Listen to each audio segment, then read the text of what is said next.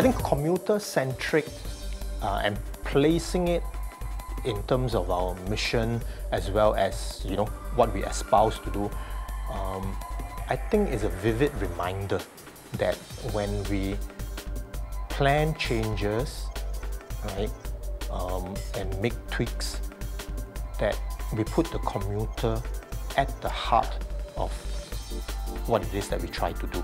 I think there has been a shift towards putting a lot more focus on new media and engaging netizens and so on.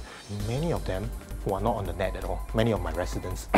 And the reminder, a very nice reminder that they always give is that you must continue to meet us, speak to us, listen to our feedback and all that. And we have different needs from those who may be expressing themselves in different ways and so on. So it's important that we exercise effort to not only meet a broad spectrum of our residents, but also try and find different ways to engage them.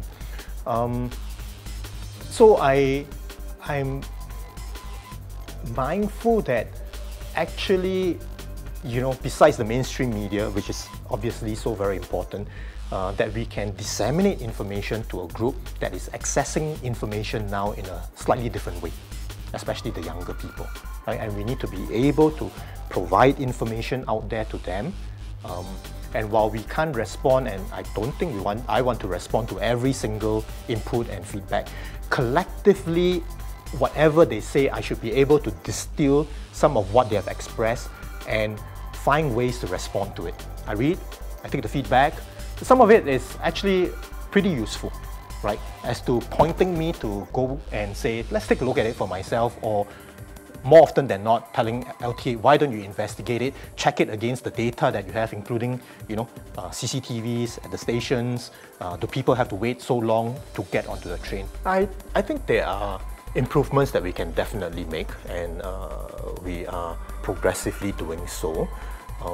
I think it's important from the point of view of the overall system to try and make sure that it's more people-centric, more commuter-centric.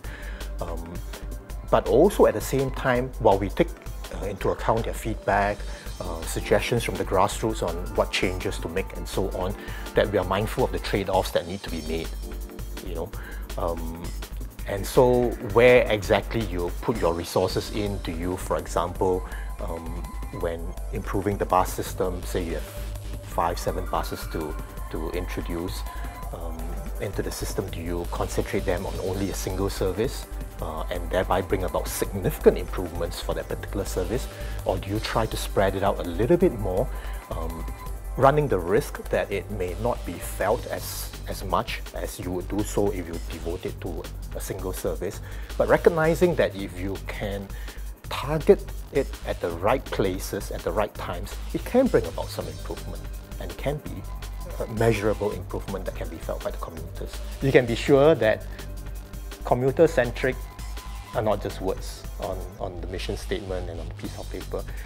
We really do intend to bring about improvements, more lines, greater capacity, better connectivity even for the journey to and from the station and the bus hubs, more timely, reliable information for the commuters, both users of the public transport as well as private road users, so that they can make more informed decisions.